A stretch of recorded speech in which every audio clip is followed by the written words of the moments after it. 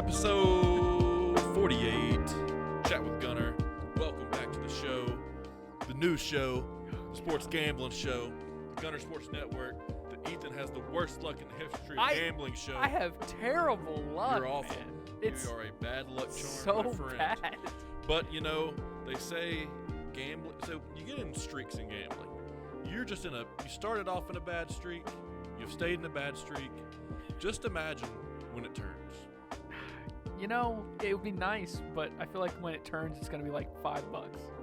That's okay, though. It's okay, though. You got to get some wins. Big week last week.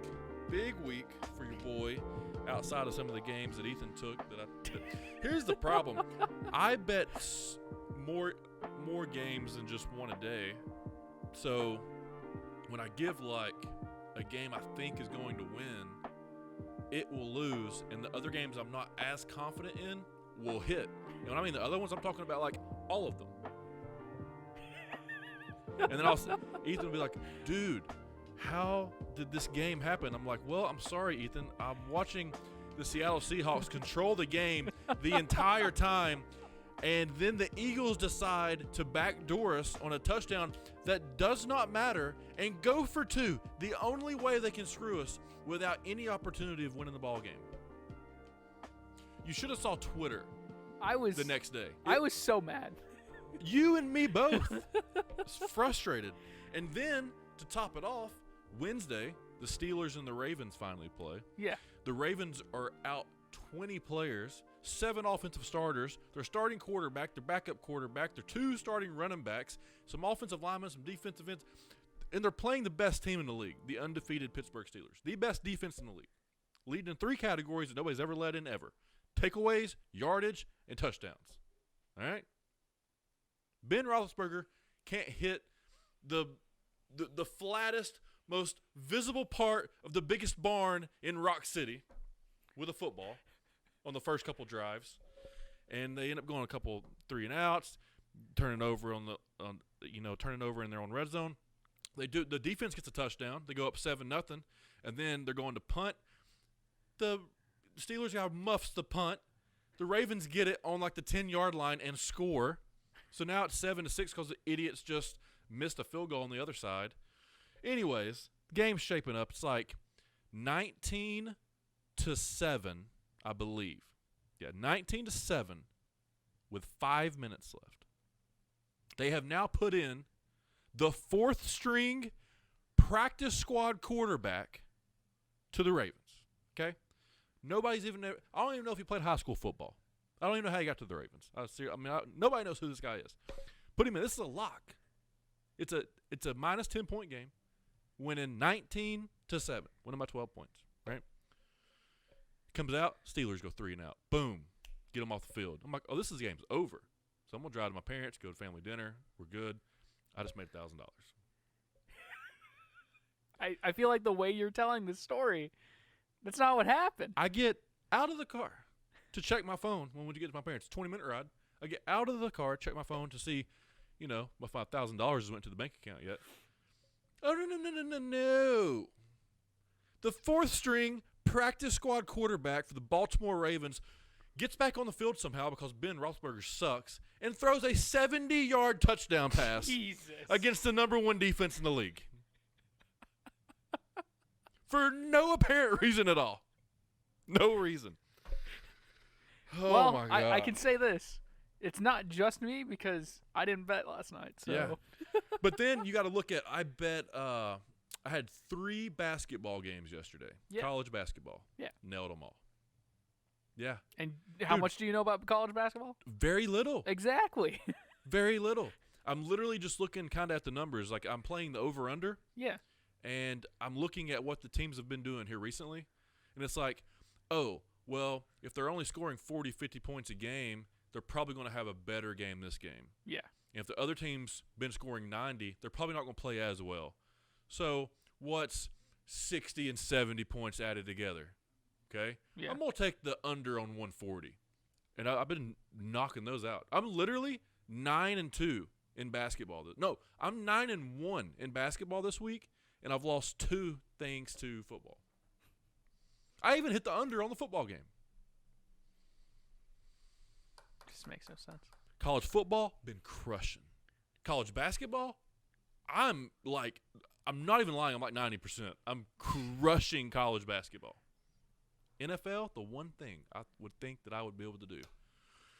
It's the hardest thing to gamble in sports. It's too crazy. Dude, the spreads, I swear the NFL's in on it. Probably, actually. I mean, they have to be. I don't know. But we got some money out tonight because today's another day. I've already won a basketball game today. I got 4 basketball games happening this evening. Just running a $10 parlay just for fun. But we got the biggest bet in the history of Gunner's betting career. What is it? Coming up tonight at 9:30 p.m. on the West Coast. Air Force taking on Utah State. Air Force giving up minus 10 points. 5 hundos on the Falcons to cover that game tonight. You placed 500. Placed 500. Jesus. Placed 500. Let's go, Ethan. There's your lock of the week. Your boy's not putting $500 on a game if he didn't think they'd win. So Air Force is going to be down 10 points?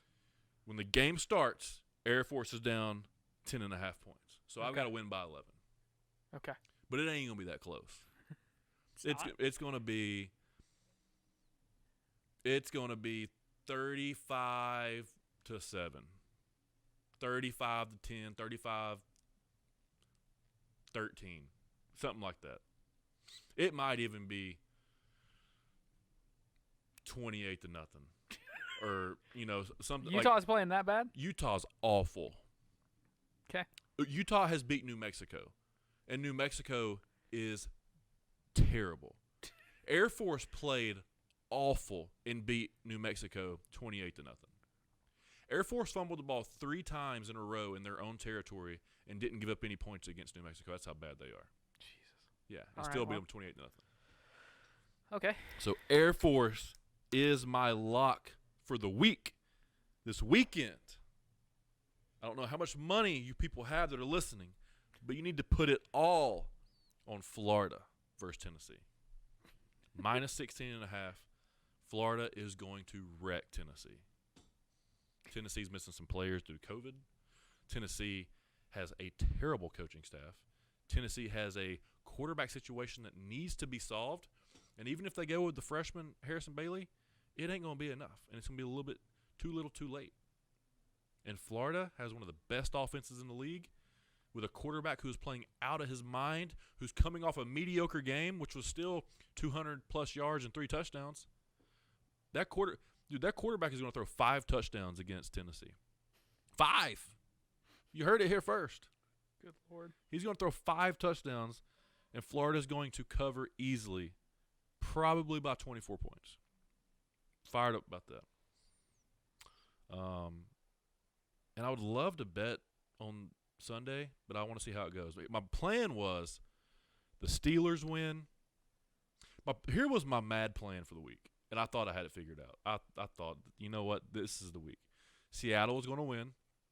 I was going to take the winnings from that game and bet it on the Steelers. The Steelers would win. I was going to take the winnings of both games and bet that on Air Force. Air Force was going to win. I was going to take the winnings of all 3 games and bet that on Florida. And if Florida won, I was not going to bet football on Sunday. Damn. And I'd have been up $3,000. But now, having to get myself out of a hole, so I had to go into the bankroll, not my bankroll, the bankroll that I was already winning with. It's getting lower, but I'm already in the bankroll. But I had to knock into that bankroll, bring out 500. So if this game hits, we're back up 950. And then if Florida hits, we're back up to 1,500. And now we're playing some Sunday football. And I think the game I'm going to go with on Sunday is Raiders versus the Jets. It's got to be. Like, I know little to nothing about football, at least NFL. Well, no. I know more about NFL than I do college. Yeah. But I know one thing.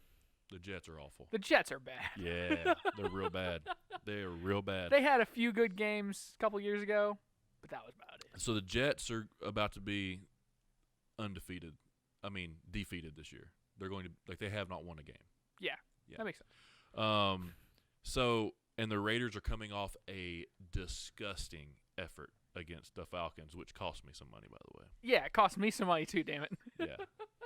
So I look for Gruden and the Raiders to come out and Derek Carr to absolutely smoke the Jets. Like, I'm talking, it might be the biggest the biggest dispersity of points of the weekend. Damn. And that's in the NFL. I like the Broncos to cover against the Chiefs and to not get beat by 2 touchdowns, but I don't like it enough to bet on it. Nope. So here's what will happen. The Jets will cover, and then the Broncos will cover too. Yep.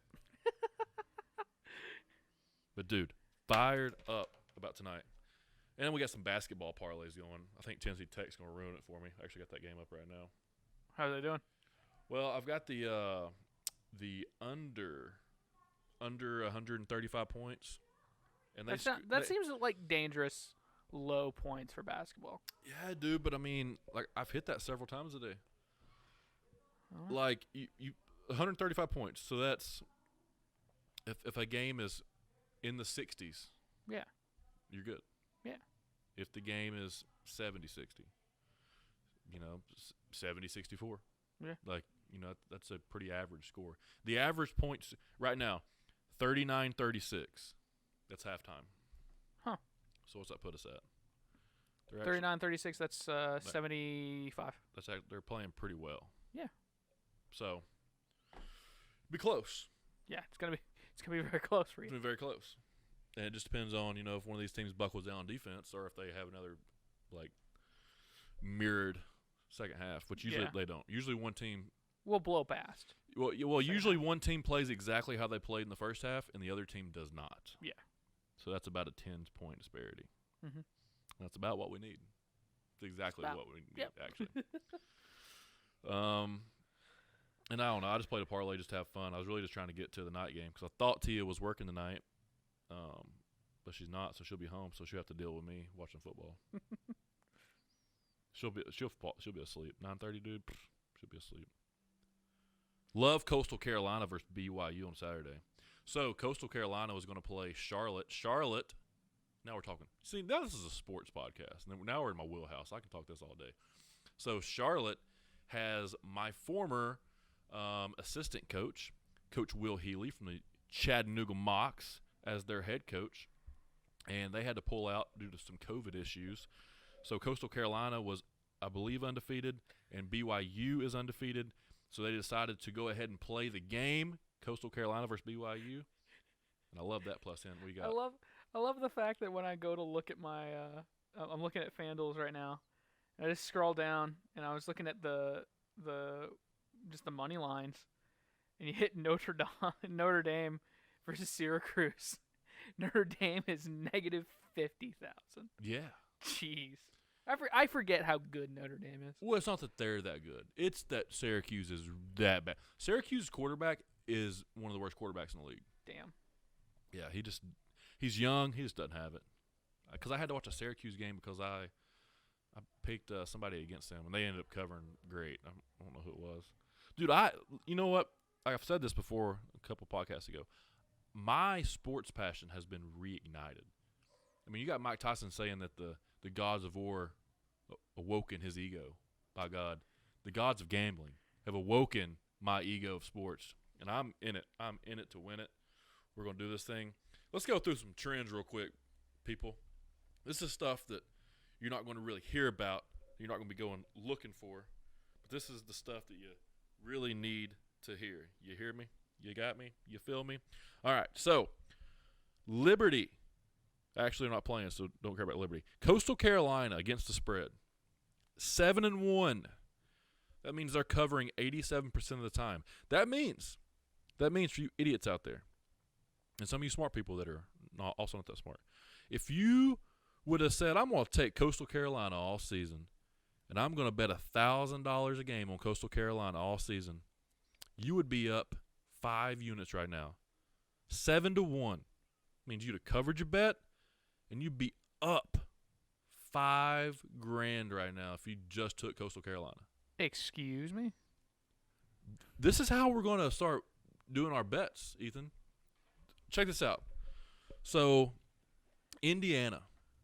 I've bet Indiana twice since I've been gambling. All right, because I just love the matchup. Indiana is 100% covering bets, 6-0.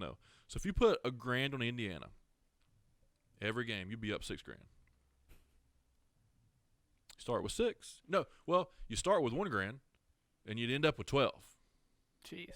Roughly, playing with the same grand each week, but so you actually be up 7. Good Lord. It's not bad. It's not bad, my friend. But that's how we need to look at it. That's how we need to look at it. A lot of teams 5-4. Look at the over/under.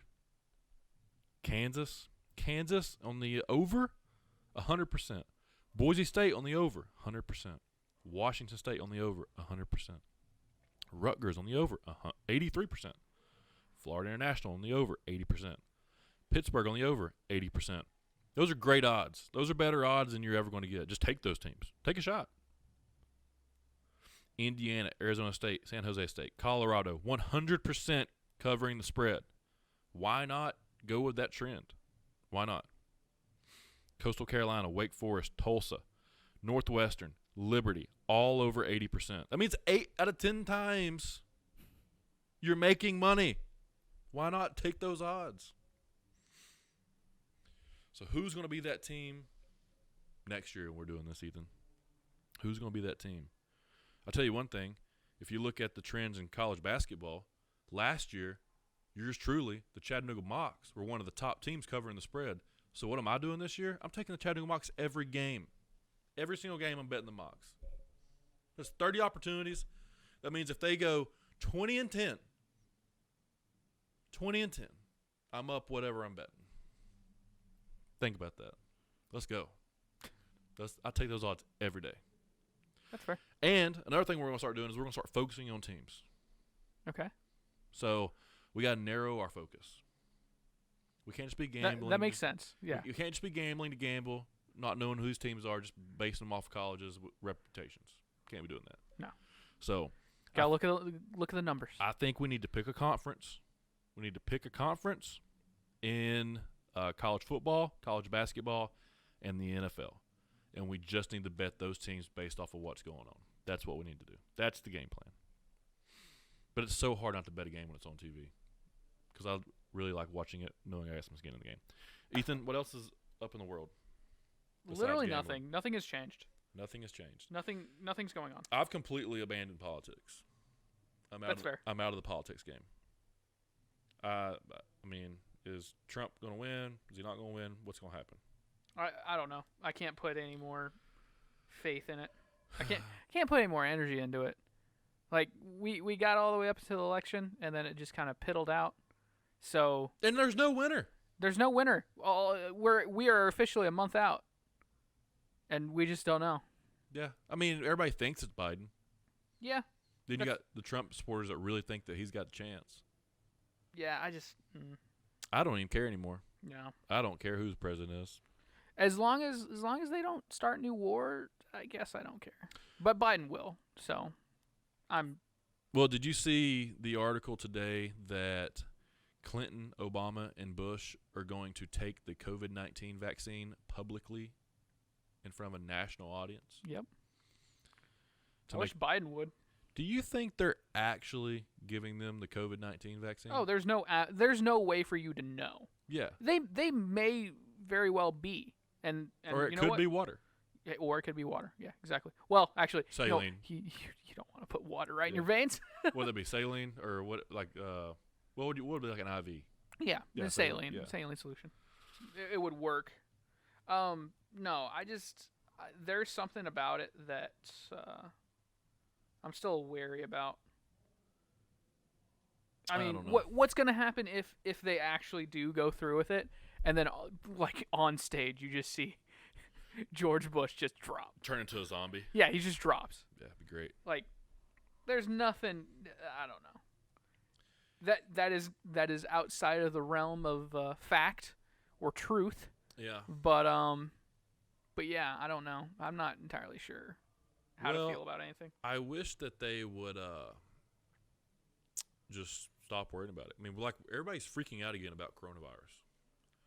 Like we're getting emails from the daycare about people getting coronavirus and kids needing to stay at home and all this stuff. And, you know, people are wanting to cancel Christmas and Thanksgiving wasn't the same. Like, I don't know. And I think it's very political. I keep saying that. I keep saying that I have yet to meet a Republican that has had coronavirus with serious symptoms. Yeah, no, I just don't see it anywhere. There are a lot of more people that have like, oh hey, I've gotten it, but I have yet to meet anybody that didn't already have like, they weren't already having respiratory issues, having cardiac issues, that just out of nowhere just down. Yeah. I haven't heard anything about that. And me and Chris were doing the numbers yesterday. Yeah. So of the 300 million people in the United States, yeah, 0.001% have gotten coronavirus. Of that 1%, 0.001% or 2% have died of COVID. Oh, meaning so out of the 330 million people, only 0.001% got it? Of 0.001 of our total have population. Yeah. In America have gotten it. And then 0.002 or however many. It was both of them were double percentage points back. Meaning that the entirety of the deaths in the United States is 0.00008% of the population. It's ridiculous. Yeah. And you should not go outside and wear a mask. Oh, So we also, I also did the legwork for how much this is not bullshit, because people are getting sick. Yeah, sure. Like even though it's that small percentage of the population, we also have a huge population. Yeah. Like we should not discount that. Right. However, I did the math, and hopefully it's saved in my calculator here. It did not. Dang it. I tallied up not the last 2 weeks of coronavirus cases here in Georgia. I also did in Chattanooga, Tennessee, technically. Yeah. But I added up Georgia's total coronavirus cases for the past month. Mm-hmm. And then I also took the amount of deaths due to coronavirus, supposedly. Yeah. For the last month. And the numbers were so small on both sides. It was like maybe 80,000 coronavirus cases, whereas there were only 1,400 coronavirus deaths in Georgia, meaning that 0.01%. How dare you? That is someone's loved one that could be sitting at the table for Christmas. I don't care. It's really not worth it for me to not be able to have Christmas. Yeah. So if you're like, that's the thing.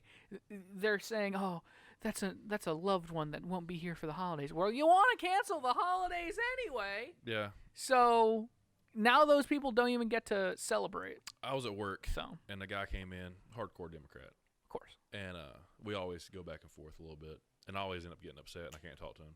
But anyways, I go, here they're talking about corona, and I was like, oh, y'all talking about that virus that's fake?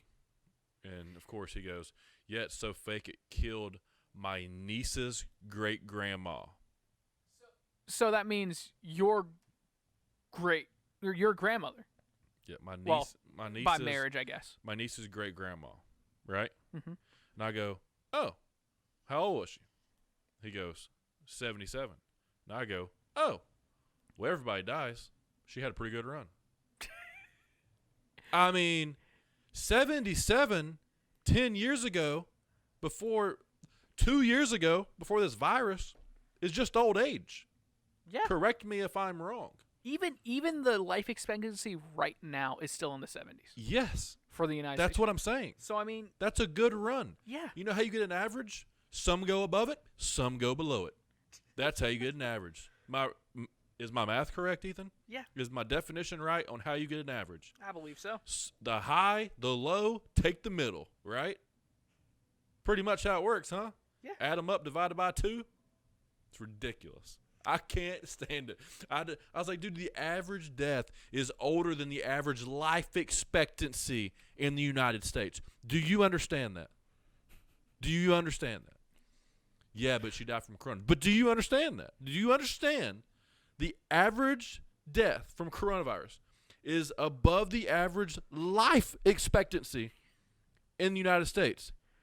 You're welcome. If you die older than you're supposed to, you did good. Yeah, regardless you if you get coronavirus or not. Corona, cancer, bus. I actually shoot saw yourself. something, by the way. I was trying to find it. I couldn't find it. But it was the percentages of coronavirus, like broken down by gender, or the percentage of people that recover from coronavirus by age and by gender. And so you had the coronavirus, female coronavirus cases that survived, 98, 99, 98, 99, 99, 99, 98, 99. When you get down to like the 60s, 50s, it starts to go down lower 90s, but it never breaks the 90s. Oh, great. I'm not even sure if it breaks down below 95. Oh, wow. Yeah. And then for male, it's like 99. Same, until you hit 80. And actually, I think it was 70, 80, and then 80 to 90. It goes from 90 to, I think, it goes from the high 90s to 90, and then 80 to 90 or something. Like the last one, 79%.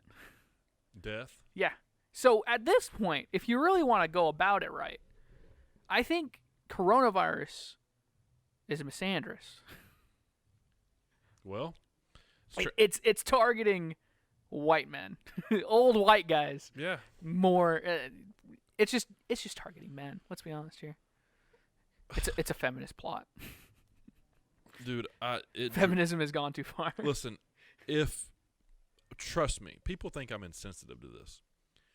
If people were getting this and dying in the streets, if all of our star athletes were getting this that have received the coronavirus, that have had to stop playing sports and shut down sports and put NBA in a bubble, and you're not allowed to go to concerts, you're not allowed to go to sporting events, if all these people were croaking over dying as soon as they got the COVID, yeah, I would be terrified.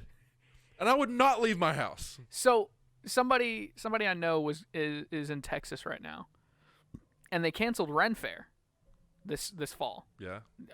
A Renaissance fair. And they were like, if you're going to cancel it, at least make it funny. Just put out a bunch of fake rats and plague doctors. Yeah, that'd be great. And just make it funny. Or just do a plague cosplay. Yeah, exactly. And let's be honest here.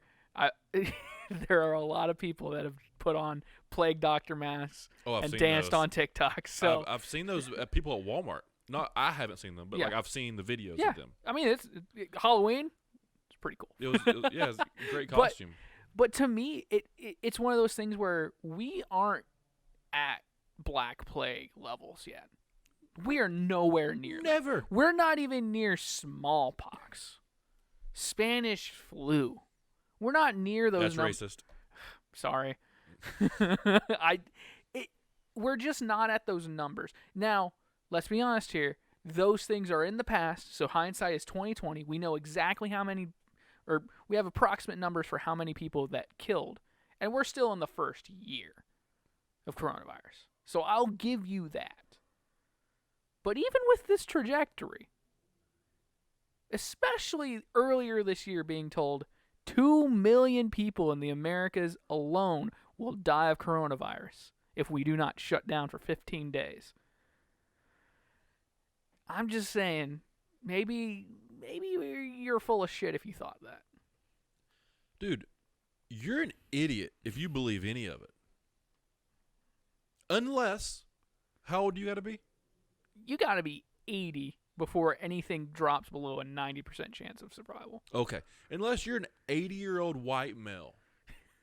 Let's take out white. Let's take out white because it did not break down based on okay, that was on race. that's him being racist again. So unless you're an 80-year-old man, let's just say if you're 80 plus years old, In general, you should be fearing for your life. and you have already passed the average life expectancy of being a human on planet Earth, breathing oxygen, and your heart beating, with blood flowing through your veins, and your brain working well enough to sit down and watch TV.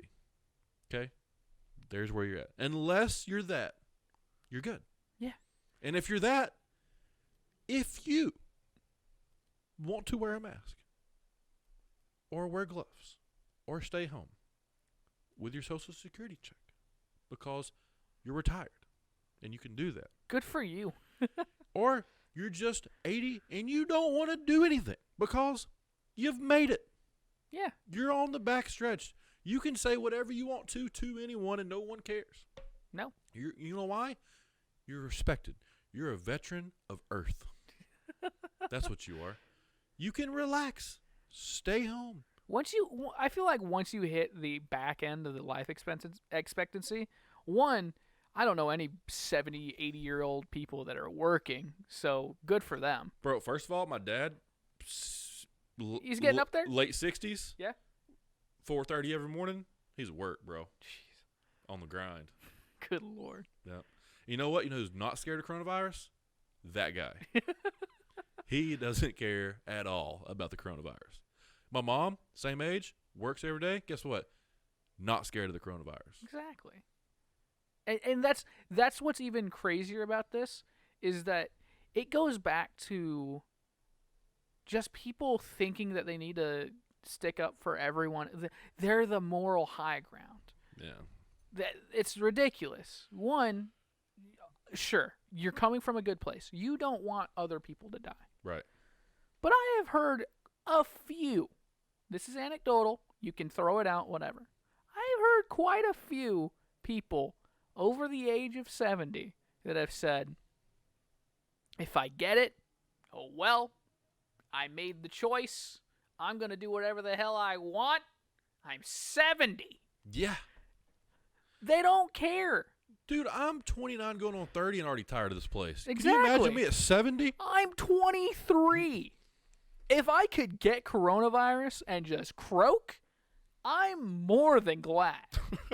I mean, dude. Just give it to me. I've had people cough on me everywhere I go, and I still don't have it. Dude, I've got this acid reflux that's driving me crazy. No, that could go away if that that's a thing. But other than that, it's just I don't know about your generation, because your generation's kind of the low end of the generation before me. Because I'm the very top end of like Gen Z. Okay.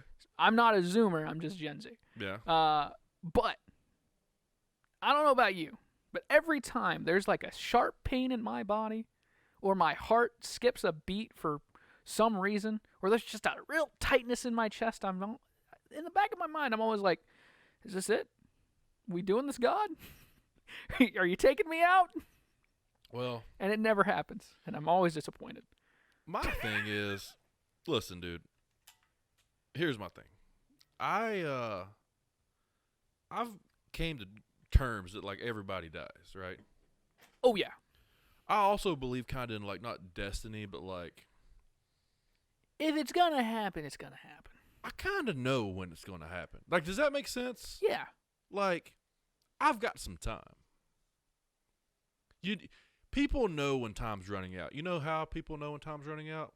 They change. Mm-hmm.